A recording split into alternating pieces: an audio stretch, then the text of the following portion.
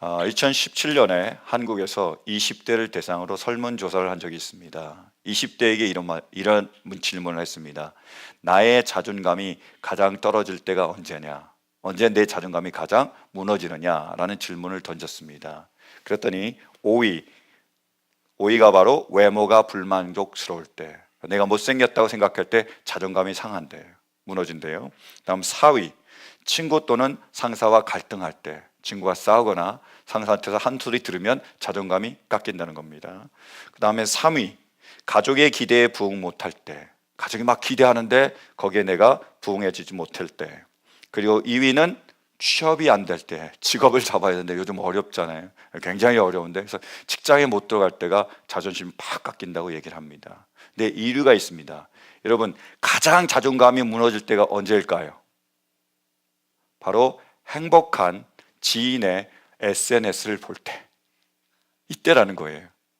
SNS를 봅니다. 페이스북을 보든 인스타그램을 보든 얼마나 좋은 게 많습니까? 내가 이런 데 다녀왔다, 막 여행 간 거, 그리고 내가 이거 먹었다, 맛있는 거, 내가 이걸 받았다, 얼마나 귀한 걸 받았는데 막 자랑을 하면 우리가 어떤 느낌을 받죠? 야, 얘네들은 참 행복하겠구나. 나는 이렇게 힘든데. 얘네들은 이렇게 잘 나가고 있구나. 나는 지금 이렇게 이 모양 이 꼴인데 하면서 어떻게 되죠? 자괴감이 드는 거죠. 그래서 자존감이 무너진다고. 그게 가장 힘들다고, 가장 자존감을 무너뜨린다고 그들이 대답을 했습니다. 여러분, 우리는 어떻습니까? 우리는 언제 우리의 자존감이 가장 무너집니까? 여러분, 여러분의 자존감은 안녕하십니까? 어떠세요? 하나님께서는 우리에게 하나님의 공동체를 세우라는 이 사명을 주셨습니다. 일을 하나님께서 시작하셨고 우리를 통해서 이 일을 이뤄가고 계세요. 근데 우리가 이 일을 끝까지 하려면 우리에게 바로 필요한 것이 우리의 이 자존감을 결코 놓쳐서는 안 되는 거예요. 하나님의 일을 열심히 하면 누가 또 열심히 일하죠? 사탄도 열심히 일합니다. 우리의 대적도 열심히, 우리가 일한 만큼 하나님께서 열심히 일하고 우리가 열심히 일한 만큼 대적들도 그거를 방해하려고 열심히 일해요. 그래서 그들이 하는 방법이 뭐냐면 우리의 자존감을 무너뜨립니다. 우리의 그런 자신감을 무너뜨려요. 그래서 나는 못해, 그래 나는 할 수 없어 라고 자포자기하게 만드는 거예요. 그래서 대적들이 하는 가장 완벽하고 강력한 무기가 무시입니다. 무시하고 조롱하는 거예요. 너는 할 수 없어, 해봐야 안 돼 라고 무시하고 조롱함으로써 그래 나는 안 돼 라는 부정적인 생각을 해가지고 포기하게 만드는 거예요. 이것이 느헤미야에게도 그리고 유다 백성들에게도 똑같이 적용되는 그러한 사단의 공격이었습니다. 한번 보시겠습니까? 1절 2절. 우리가 성벽을 다시 쌓아 올리고 있다는 소식을 들은 산발랏은 몹시 분개하며 화를 내었다. 그는 유다 사람을 비웃으며 자기 동료들과 사마리아 구인들이 듣는 데에서 힘도 없는 유다인들이 도대체 무슨 일을 하는 거냐, 이 성벽을 다시 쌓는다고 여기에서 제사를 지내겠다는 거냐, 하루 만에 일을 끝나겠다는 거냐, 불타버린 돌을 흙더미기 속에서 다시 꺼내서 쓸 수 있다는 거냐 하고 빈정거렸다. 이렇게 했습니다. 지금 느헤미야를 중심으로 유다 백성들이 무너진 성벽을 다시 세우고 있습니다. 예루살렘 성을 쌓고 있어요. 근데 그 곁에 있던 사마리아 총독인 산발랏이 화가 났습니다. 그들이 잘 되면 안 되거든요. 그래서 어떻게든 무너뜨리려고 하는 겁니다. 더 이상 성을 쌓지 못하게 하려는 거예요. 그러면서 어떻게 하고 있죠? 무시하고 조롱하는 겁니다. 빈정거리는 거예요. 야, 니네가 그거 할 수 있겠냐? 니네 지금까지 해봤잖아. 열심히 했잖아. 됐어? 안 됐지. 하나님이 도와주신다고 제사 드리면 정말 하나님 도와주셔? 그럼 왜 이제까지 하나님 안 도와주셨어? 라고 얘기하는 거예요. 빈정거리는 겁니다. 무시하는 거예요. 조롱하는 거예요. 게다가 이걸로 끝나지 않습니다. 3절 말씀 보실까요? 그의 곁에 서 있는 암몬 사람 도비아도 한마디 거들었다. 다시 쌓으면 뭐랍니까? 돌로 성벽을 쌓는다지만 여우 한 마리만 기어 올라가도 무너지고 말 겁니다. 막 비난하는데 옆에서 동조하는 거죠. 이런 말이 있잖아요. 때리는 시어머니보다 말리는 시누이가 밉다. 지금 막 비난하는데 옆에서 맞아 그래 안 돼 하고 동조하는 겁니다. 근데요, 이게 얼마나 파워풀하냐면 지금 이러한 말이 들어와서요, 실은 유다 공동체가 흔들립니다. 그래서 그들이 다시 그 속에서 얘기하고, 그래 우리 안 될 거야, 이제까지 해봤잖아, 안 되던데 또 해봐야 뭐해, 또 안 될 텐데 라는 그러한 동요가 일어나기 시작해요. 그런 일이 일어납니다. 그때 느헤미야는 이 위기를 어떻게 극복해 나갑니까? 우리 가운데 이런 위기가 닥쳐왔을 때 우리는 어떻게 이 위기를 슬기롭게 지혜롭게 대응할 수 있습니까? 느헤미야는 지금 어떻게 대응하고 있을까요? 똑같이 그럼 우리는 이러한 위기 상황에서 어떻게 대처해야 됩니까? 첫 번째로요, 우리가 이런 부정적인 소리에 흔들리지 않으려면 그들이 우리 무시하잖아요. 그럼 우리도 그들의 소리를 무시해야 됩니다. 그들이 우리를 부정하는 그 소리를 우리가 무시해야 된다는 거예요. 한번 보시겠습니까? 4절이요. 우리의 하나님 들어주십시오. 우리가 이렇게 업신여김을 받고 있습니다. 제발 우리에게 퍼붓는 그 욕이 그들에게 되돌아가게 하여 주십시오. 그들이 노략을 당하게 하시고 남의 나라로 끌려가게 하여 주십시오. 지금 산발랏이 도비아가 무시하고 조롱하면 너는 안 되라고 얘기하고 있습니다. 그랬더니 느헤미야는 어떻게 하고 있죠? 하나님께 갔습니다.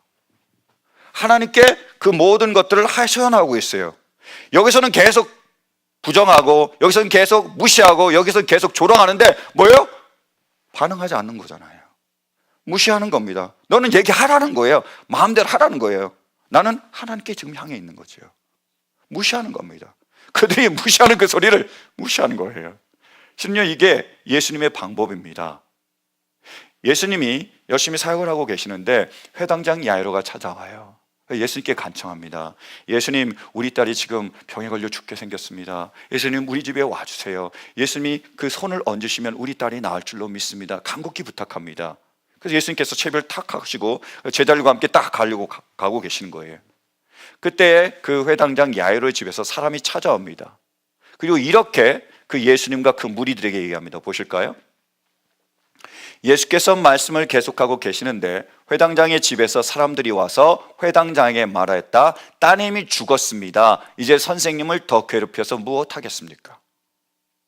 지금 딸을 고치려고 가려고 하고 있는데 와서 말하는 게 죽었어요. 끝났어요. 안 돼요. 올 필요 없습니다. 라고 그들이 얘기하는 거죠. 여기에 대해서 예수님이 어떻게 반응하셨을까요? 36절, 예수께서 이 말을 곁에서 들으시고서 회당장에게 말씀하셨다. 두려워하지 말고 믿기만 하여라. 아멘.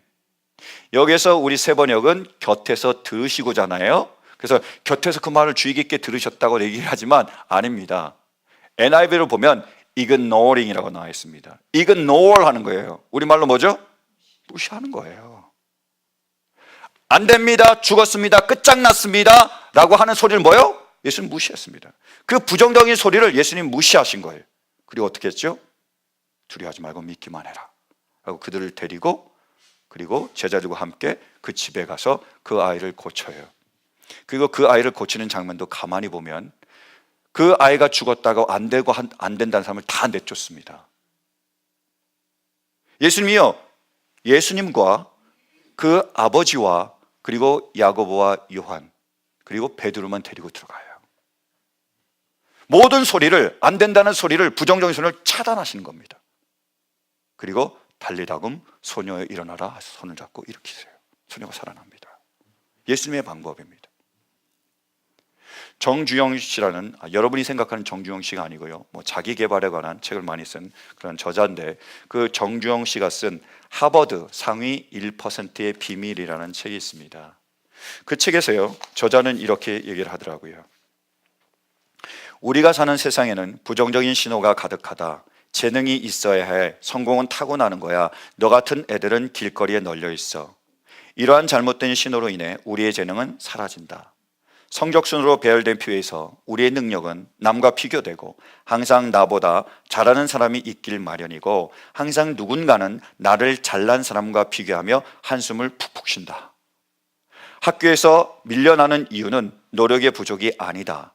심리학자들은 노력을 하게 만드는 환경의 신호에 주목한다. 낮은 점수는 부정적인 환경에 둘러싸여 있기 때문이다. 못한다 그러니까 못한다는 거죠. 그럴수록 학교가 자신과 맞지 않다고 생각하고 자신감은 낮아지고 공부는 하기 싫어지고 악순환이 반복된다. 그걸 극복하려면 부정적인 신호를 차단해야 한다. 이것이 하버드 상위 1%의 비밀이다. 부정적인 소리가 들어올 때 어떻게 해요? 차단해야 됩니다. 아니면 내가 거기에 영향을 받아요. 그래서 어디로 끌려가죠? 그 소리에 부정적인 영향으로 계속 끌려간다는 거예요. 우리를 무시하는 그 소리가 들리면 어떻게 하라고요? 그 소리를 무시하십시오. 무시하는 거예요. 여러분, 세상은 너는 쓸데없어, 너는 아무것도 아니야, 너 왜 태어났니? 라고 얘기를 하죠. 우리 하나님은요, 너는 내가 사랑하는 자며 내가 기뻐하는 자라고 말씀하고 계십니다. 어떤 것이 진리이죠? 그렇잖아요. 그러니까 진리에 우리가 귀를 기울일 수 있길 바랍니다. 진리 아닌 것은 끊어낼 수 있길 바랍니다. 차단할 수 있길 바라요. 그래서 세상에 어떤 부정적인 소리를 우리가 차단하고 무시할 수 있는 은혜가 있기를 간절히 바랍니다. 두 번째로요, 우리가 이런 부정적인 소리에 흔들리지 않으려면 우리가 주님 안에서 우리의 존재가 얼마나 소중한지를 알아야 합니다. 이게 중요해요. 우리 말씀 보실까요? 자, 우리의 하나님 들어주십시오. 우리가 이렇게 업신여김을 받고 있습니다. 느헤미야가 기도하는데 이렇게 기도하고 있어요. 우리의 하나님 들어주십시오. 우리가 이렇게 업신여김을 받고 있습니다. 무슨 말이죠? 우리는 이렇게 업신여김을 받을 사람이 아닙니다. 우리는 하나님 앞에 그런 존재가 아니에요. 근데 이 사람들이 우리를 이렇게 업신여기네요. 우리를 함부로 다루네요. 하나님, 이 억울함을 알아주세요 라고 기도하는 겁니다. 느헤미야는 하나님 안에서 자신이, 그리고 유다 그 공동체가 얼마나 소중한지, 얼마나 그 존재가 얼마나 소중한지를 다시 확인하고 있는 겁니다. 난 이런 사람이 아니잖아요. 업신여김을 받아야 될 사람이 아니잖아요. 무시당한 사람이 아니잖아요. 하나님 그렇지 않습니까? 라고 재확인을 받는 거예요. 우리가 부정적인 소리를 이겨내려면 우리가 주님 안에서 우리의 존재가 얼마나 소중한지를 알아야 합니다. 중요한 거예요. 사사기 6장에 보면 기드온 사사에 대한 얘기가 나옵니다. 그 기드온 사사 때 그 이스라엘이 다시 죄를 범합니다. 하나님께서 그들을 이번에는 미디안의 손에 붙이십니다. 미디안들이 그들을 쳐들어와서 그들을 압제하기 시작해요. 7년 동안 그들을 통치합니다. 그들을 못살게 굴어요. 근데 굉장히 힘들었습니다. 왜냐하면 미디안은 메뚜기 떼와 같다 그랬어요. 여러분 메뚜기 떼 아시죠? 한번 싹 봐서 지나가면 아무것도 안 남잖아요. 싹 엄청나게 밀려와서 싹 다 가져가 버리는 거예요. 그래서 사람들이 추수할 때가 되면, 추수를 열심히 하고 있으면 와서 싹 가져가 버린 겁니다. 뭔가 생기기만 하면 와서 싹 다 가져가 버리는 거예요. 남질 않는 거예요. 그래서 이 기도는 꾀를 냈습니다. 밀을 이제 타작을 해야 되는데, 추수를 하고 타작을 해야 되는데 그 타작을 타작 마당에서 안 해요. 그러면 또 보고가 들고 뺏기잖아요. 그래서 밀을 가져다가 어디서 타작을 하죠? 포도주 틀이요. 남들이 보면 포도주 짜는 것 같잖아요. 대신 거기서 밀을 타작해서 밀을 얻으려고 하고 있었습니다. 이러한 환경 가운데서 매일 실패하고 넘어지고 쓰러지고 뺏기는 그런 상황에서 이 기드온의 자존감은 무너질 대로 무너집니다.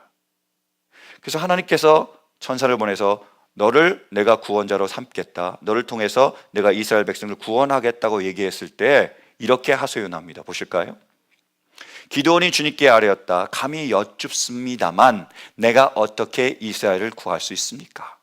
보시는 바와 같이 나의 가문은 므낫세 지파 가운데서도 가장 약하고 또 나는 아버지의 집에서도 가장 어린 사람입니다. 이렇게 대답하는 거예요. 나는 못해요. 내가 어떻게 합니까? 우리 집은 가문은 므낫세 지파에서 가장 약한 가문이고, 그리고 나는 우리 집에서 가장 약한 사람, 어린 사람, 보잘것 없는 사람인데 내가 어떻게 합니까? 난 못해요. 할 수 없습니다. 완전히 낮아진 거죠. 무너진 겁니다. 근데요, 하나님은 그 기드온을 찾아가서 그에게 하나님의 사명, 이스라엘 백성을 구원하는 사명을 맡기시면서 가장 먼저 그의 자존감을 회복시키십니다. 그가 얼마나 소중한 사람인지를 다시 한번 재확인시켜 주는 거예요. 그래서 이렇게 말씀하십니다. 보실까요? 주님의 천사가 그에게 나타나서 힘센 장사야, 주님께서 너와 함께 계신다 하고 말하였다. 나는 부족합니다. 나는 모자랍니다. 나는 아무것도 아닙니다 라고 고백하는 기드온에게 얘기합니다. 아니, 하나님이 너와 함께 계셔. 그러면 너는 힘센 장사야, 이렇게 얘기했습니다. 힘센 장사를 원어로 살펴보면 기볼이라는 단어를 씁니다. 근데 이 단어는 굉장히 놀라운 단어인데요, 이 단어는 원래 하나님과 연관해서 쓰는 단어입니다. 이 기볼이라는 단어가 우리가 잘 아는 스바냐서 3장 17절에 나오는 말씀이에요. 한번 보실까요? 우리 함께 봉독합니다. 시작. 주 너의 하나님이 너와 함께 계신다. 구원을 베푸실 전능하신 하나님이시다. 너를 보고서 기뻐하시고 반기시고 너를 사랑으로 새롭게 해주시고 너를 보고서 노래하며 기뻐하실 것이다. 아멘. 여러분 잘 아는 말씀이죠. 이 말씀을 모르더라도 이 찬양 하시잖아요. 너의 하나님 여호와가 너의 가운데 계시니 그는 구원을 베푸실 전능자. 이게 기본이에요. 이게 기본입니다. 하나님이 누구라고요? 전능자시라고요. 기드온이요?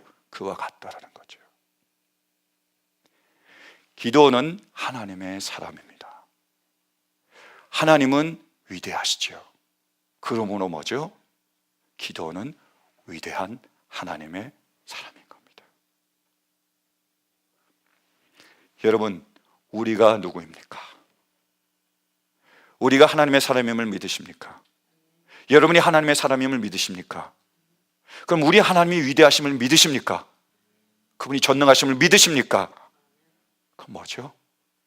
우리는 위대한 하나님의 사람들입니다.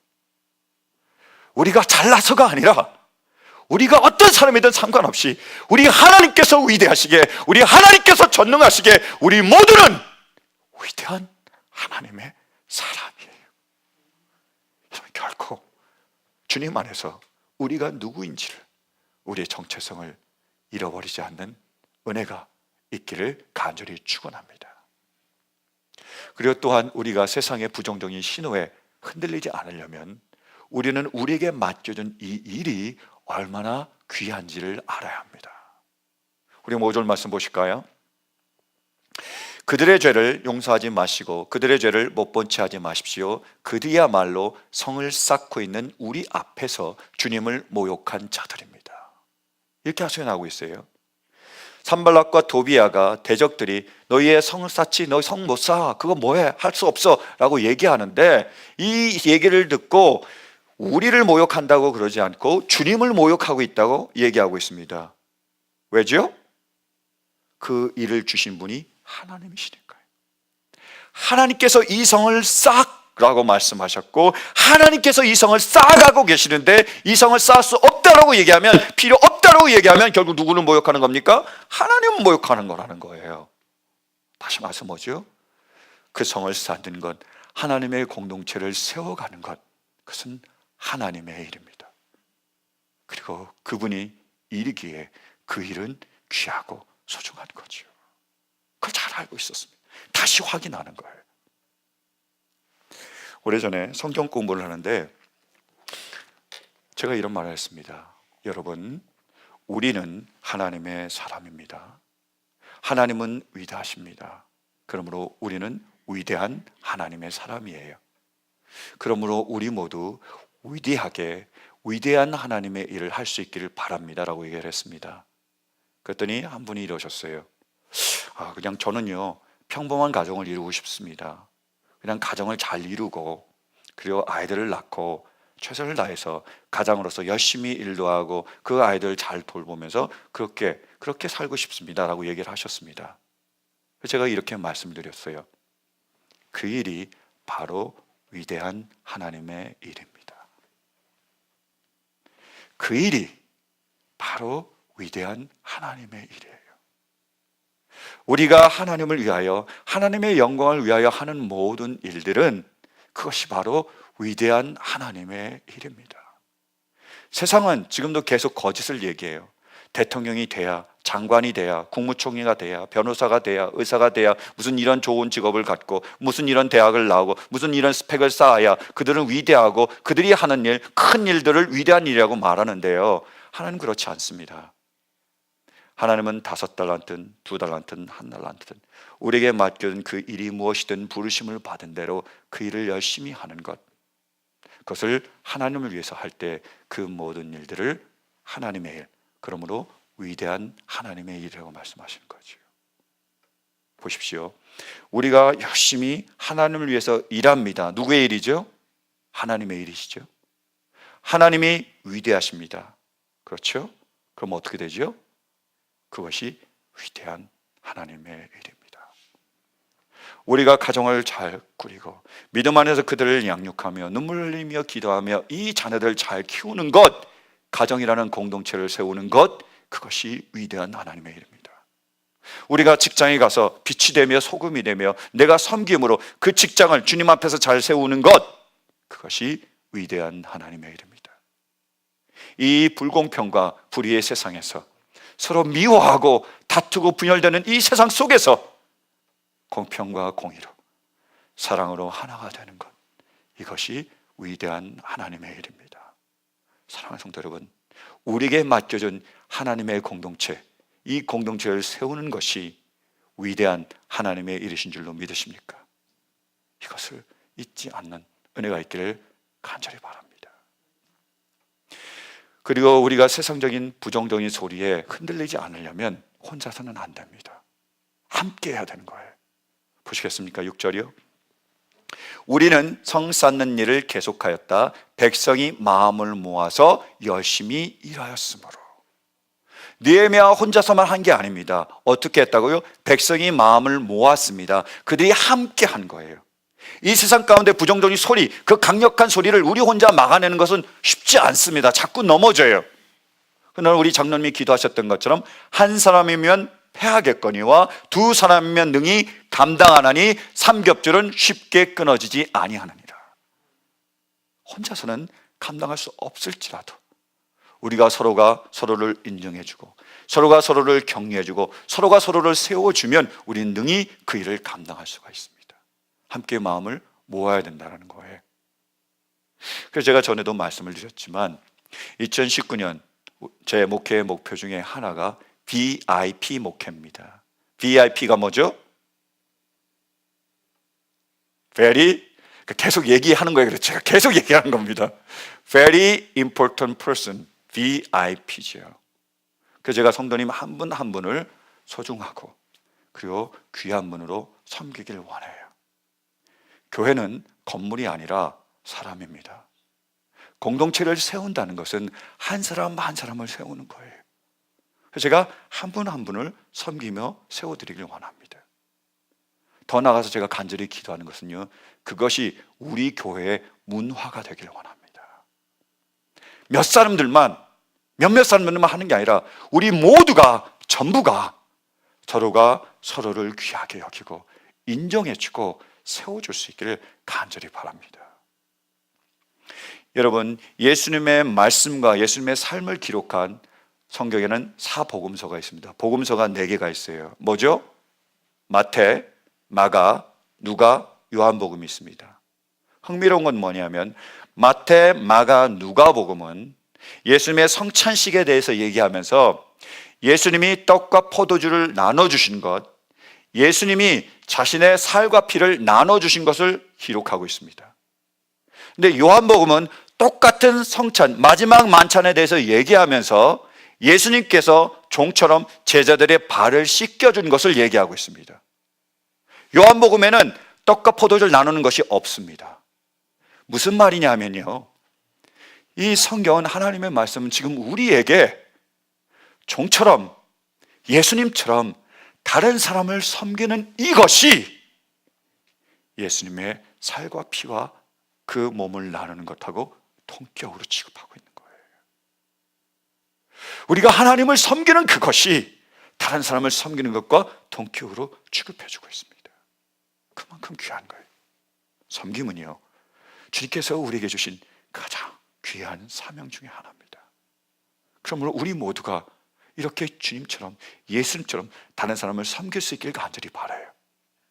네, 여러분, 섬김은 영어로 뭐죠? 서비스입니다. 최고의 서비스가 뭡니까? 다른 사람을 왕처럼 높여주고 섬겨주고 존중해주는 거잖아요. 우리 토요 새벽 예배가 끝나면 다 함께 우리가 아침을 식사하러 갑니다. 너무 기대되고 너무 즐거운 시간이에요. 그래서 우리가 아침 식사하러 갈 때 보통 주변에 있는 그런 식당 우리가 가기도 하지만 큰맘 먹고 코리아타운까지 나갈 때도 있습니다. 근데 코리아타운까지 나갈 때요, 우리가 꼭 가는 식당이 있습니다. 끼니라는 식당이에요. 제가 돈을 받지는 않았지만 꼭 강조해주고 싶습니다. 왜냐하면 이 식당은 음식이 맛이 좋습니다. 주방장이 요리를 잘하는 것 같아요. 근데 그것보다 더 맛있는 게 있어요. 그게 뭐냐면 섬겨주시는 그 웨이트레스의 친절이에요. 너무들 친절하세요. 뭐 하나 깍두기 달라 그러거나 뭐 부탁하잖아요. 너무 잘 갖다 주시고 기쁘게 갖다 주시더라고요. 놀랐습니다. 그리고요, 우리가 식사를 다 하잖아요. 그럼 커피까지 줘요. 자기들이 내려서 마시는 커피까지 우리에게 나눠서 주세요. 하루는 옆집에서 떡을 가져왔대요. 그 식당에 있는 조그만들 먹으러 떡을 가져왔는데 우리까지 나눠주더라고요. 같이 먹었습니다. 굉장히 친절하세요. 놀라운 건 뭐냐면 몇몇 사람만 친절한 게 아니라 다 친절해요. 그 친절이, 그 섬김이 그 식당의 문화입니다. 저는 그 식당 가자 그러면 언제든지 가고 싶어요. 근데 그 식당은 꼭 가고 싶습니다. 이런 마음이 일어나요. 왜요? 대접받으니까. VIP가 되잖아요. 거기 가면요. 내 돈 내고 얼마나 좋습니까? 네, 제가요 코리아타운에서 절대로 안 가는 식당, 한 번 갔는데 절대로 안 가는 식당이 있습니다. 내가 식당 망할까 봐 이름은 얘기를 못하지만 절대 안 가요. 제가 냉면을 먹고 싶어서, 아니요, 제 아내가 냉면을 먹고 싶어서 우리가 냉면 잘하는 집을 찾았더니 그 식당이 냉면을 잘한대요. 그래서 우리 5 가족이 어렵게 갔습니다. 그래서 냉면을 먹는데요, 냉면은 맛있었어요. 근데 다시는 안 갑니다. 서비스가 엉망이에요. 그 집이 원래 샤브샤브 전문점이더라고요. 우리는 냉면 먹었잖아요. 비싼 거 먹어야 되는데 싼 거 먹고 이것저것 달라 그러고 오래 앉아 있으니까 눈치 주는 거예요. 굉장히 푸대접 받았습니다. 제가 왜 제 피 같은 돈을 들이면서 왜 그런 대접을 받아야 됩니까? 제가 절대로 나는 이 집에 안 오겠다고 열받아서 나왔습니다. 그래서 저 절대로 안 갑니다. 내가 죽을, 눈에 흙이 들어가도 내가 절대로 그 식당 안 갈 거예요. 너무 싫습니다. 이거예요. 서비스입니다. 여러분, 5성 호텔, 5스타 호텔의 특징이 뭐죠? 서비스가 좋은 거죠. 5스타 식당의 특징이 뭡니까? 서비스가 좋습니다. 그러면 5스타 처치는 어떤 교회일까요? 서비스가 좋은 거예요. 하나님을 향한 서비스가 좋고요, 섬김이 좋고요, 성도들 향한, 다른 사람을 향한 섬김이, 서비스가 좋은 것, 그 교회가 바로 5스타 처치입니다. 저는 간절히 원하는 것은 우리가 이런 교회가 되기를 원합니다. 우리가 얼마나 소중하고 얼마나 귀한 분들이에요. 그러니까 서로 서로를 인정해주고 존중해주고 세워줄 수 있길 바라요. 그리고 이 세상에서 너는 쓸데없어, 너는 보잘것없어, 너는 아무것도 아니야, 그런 것들 때문에 상처받고 좌절하고 마음 아파하는 그런 그 누구가 오더라도, 어떤 사람이 오더라도 그들을 VIP로 이렇게 섬기고 세워주고 격려해 줄 수 있는 우리 모두가 되시기를 간절히 축원합니다.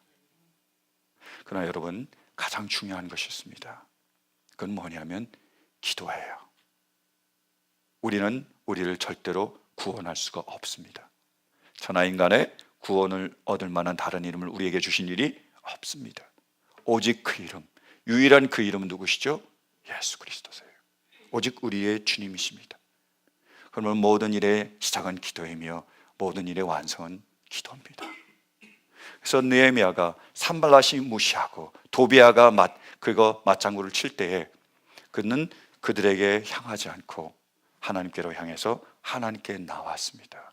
그래서 하나님께 기도하는 거예요. 하나님께서 이 억울함을 풀어달라고 하나님께 그가 모든 것들 기도하고 있습니다. 근데 흥미로운 건 뭐냐면 이 느헤미야의 기도를 잘 살펴보면 아주 재미있는 그리고 솔직한 기도를 할 수 있는 것을 볼 수 있습니다. 한번 기도를 다시 보실까요? 4절부터 5절. 자, 함께 봉독합니다. 시작. 우리의 하나님 들어주십시오. 우리가 이렇게 업신여김을 받고 있습니다. 제발 우리에게 퍼붓는 그 욕이 그들에게 되돌아가게 하여 주십시오. 그들이 노략을 당하게 하시고 남의 나라로 끌려가게 하여 주십시오. 그들의 죄를 용서하지 마시고 그들의 죄를 못 본채 하지 마십시오. 그들이야말로 성을 쌓고 있는 우리 앞에서 주님을 모욕한 자들입니다. 이렇게 기도하고 있습니다. 그가 모욕을 당했어요. 무시를 당했어요. 그래서 이렇게 기도하는 거예요. 그들의 죄를 용서하지 마십시오. 그들의 죄를 잊지 마십시오. 그래서 4절 다시 보실까요? 이렇게 기도하고 있는 거예요. 제발 우리에게 퍼본 그 욕이 그들에게 되돌아가게 하여 주십시오. 그들이 노략을 당하게 하시고 남의 나라로 끌려가게 하여 주십시오. 다시 말해서 뭐죠? 그들이 폭망하게 해주십시오 이렇게 기도하는 거잖아요. 완전 망하게 해주세요. 우리를 이렇게 무시합니다. 조롱합니다 라고 하나님께 고백하는 거예요. 기도하는 겁니다. 하소연하는 겁니다. 여러분, 예수님이 뭐라 그러시죠? 원수를 사랑해라 라고 하시죠. 그렇게 말씀하셨는데 우리가 저런 기도 드려도 됩니까? 참아야 되는 거 아닌가요? No way. 저런 기도를 드려야 합니다. Absolutely yes예요. 왜 우리가 저런 솔직한 기도를 드려야 되냐면, 첫 번째로요, 저런 감정, 부정적인 감정은 쌓아두면 병이 됩니다. 이것을 쌓아두면, 참아두면 안 되는 거예요. 남이 나를 무시해요. 남이 나를 조롱합니다. 나는 마음이 업신여겨. 내가 참아야지. 난 그리스도야. 착한 사람이야. 참아야지 하면 어떻게 돼요? 병납니다. 암 걸려 빨리 죽어요. 뭐 천국 빨리 가고 싶으면 그 선택도 좋은 방법입니다. 안 돼요. 이런 부정적인 것이 오면 털어내야 됩니다. 여러분, 집에 쓰레기가 있습니다. 음식 먹다가 남아서 쓰레기가 됐어요. 이거를 계속 모셔두면 어떻게 되죠? 썩죠. 냄새가 지독합니다. 그래서 파리가 들끓고 쥐들이 와서 왔다 갔다 하게 되는 거예요. 어떻게 해야 됩니까? 내다 버리셔야 됩니다. 버리셔야 돼요. 밖으로 내쳐야 합니다.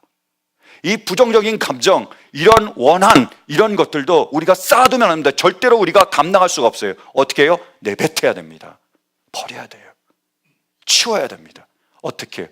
그래서 하나님 앞에 다 내어 뱉는 거예요. 내뱉는 겁니다. 토해내는 거예요. 그래서 이 안에 있는 그 모든 쓰레기들, 모든 악한 것들, 모든 부정한 것들, 모든 원함들을 주님 앞에 다 내어 쏟아부어야 됩니다.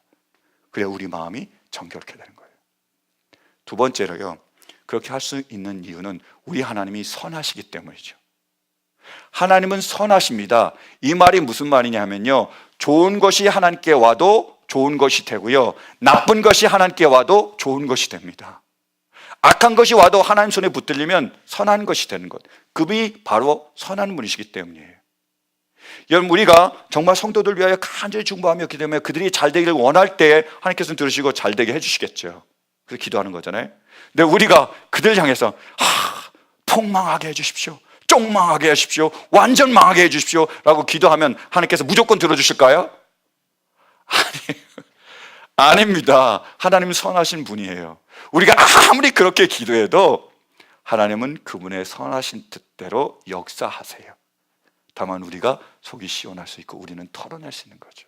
그걸 우리가 믿는 거잖아요.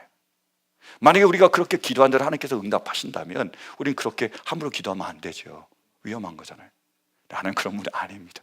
우리가 아무리 그렇게 내뱉어도, 여러분, 우리 애들이 밖에 나가서 엄청 싸우고 돌아왔습니다. 그래서 막 내뱉는 거예요. 그럼 여러분 그 말 듣고 그냥 봐서 싸웁니까? 아니요, 노웨이예요. 아니잖아요. 마찬가지입니다. 우리가 하나님을 믿게, 하나님이 선하신 분을 믿게 이렇게 내뱉어도 하나님 절대로 야 누가 그렇더라, 그 비밀이라고 얘기하더라 절대로 얘기 안 하세요. 그래서 자연스럽게 우리가 하나님 앞에서 모든 것을 토해낼 수 있습니다. 그분이 선하신 분이니까요. 근데 가장 중요한 게 뭐냐면요, 우리가 이 모든 것들을 뒤로하고 주님께 나와 간절히 기도할 때 우리는 우리를 향하여 말씀하시는 그분의 음성을 들을 수가 있습니다. 우리가 무시당하고 주렁박고 업신여김을 받을 때 주님, 나에게 견이 있습니다. 내가 너무너무 억울합니다 라고 나와서 기도하잖아요. 그래서 우리의 모든 것들, 이 원함들 다 털어내잖아요. 그러고 나면 이런 음성이 들립니다. 하나님 아버지께서 얘야, 내가 내 외아들, 그 외아들을 죽이기까지 내가 내 외아들처럼 예수처럼 널 사랑해 라는 음성을 들을 수 있습니다. 우리가 이렇게 모든 것을 내어 맡기며 주님 앞에 기도할 때 우리 예수님께서 내가 십자가에서 물과 피를 다 주기까지, 내가 생명을 주기까지 널 사랑해 라는 음성을 들을 수 있습니다. 저도 힘들고 어려울 때마다 주님 앞에 나와 이렇게 기도할 때 그 음성을 수없이 들었고요, 그 음성 때문에 다시 일어설 수 있었습니다. 간절히 원하는 것은 우리 모두가 이러한 세상의 부정적인 소리가 우리를 짓밟을 때 온전히 주님께 나와 우리의 모든 것을 다 토해내며 모든 것을 다 뱉어내며 주님 앞에 기도함으로 우리를 사랑하신다는 그 음성을 들을 수 있는 은혜가 있기를 간절히 바랍니다. 여러분, 주일 예배 나와 예배 드리는 건 참 힘든 일입니다. 참 어려운 일이에요. 여러분, 비를 뚫고 이 자리에 나와서 예배 드리고 있는데 참 잘하신 겁니다. 그런데 조금만 더 주님 앞으로 나오시길 바랍니다. 주님께 나와 우리 안에 있는 이 모든 것들 다 뱉어내며 토해낼 수 있길 간절히 바랍니다. 우리의 이 모든 것들, 이 모든 아픔들, 이 모든 원함들을 다 토해낼 때 주님께서는 주님의 손으로 우리를 어루만지시고 주님의 음성으로 우리를 어루시며 우리를 위대한 하나님의 사람으로서 위대한 하나님의 일을 감당할 수 있도록 세워주시고 높여주시고 힘주실 줄로 믿습니다. 우리 모두가 주님 앞에 나와 기도함으로 이러한 은혜를 누릴 수 있기를 주님의 이름으로 간절히 축원합니다. 이 시간 함께 기도하는 시간을 갖기를 원합니다.